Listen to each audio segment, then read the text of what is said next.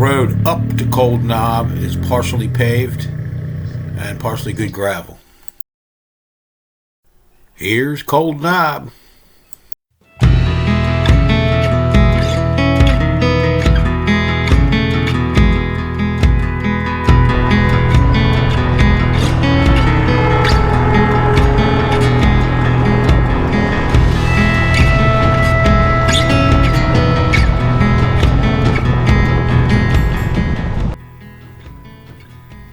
Lots of clear cutting going on up around Cold Knob area.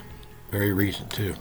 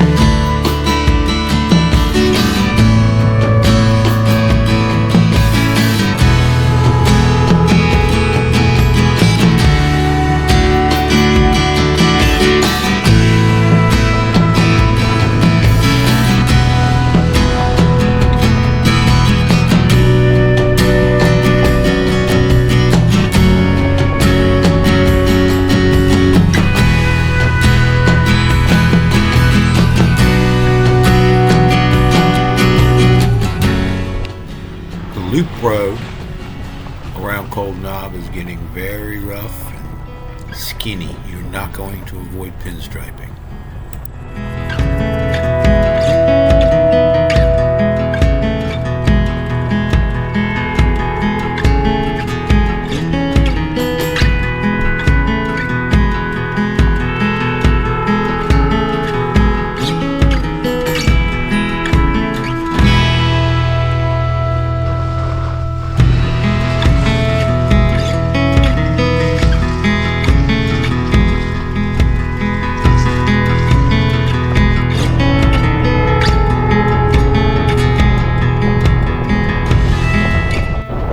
Coal mines, clear cuts, and windmills after you leave Cold Knob on down to Richwood.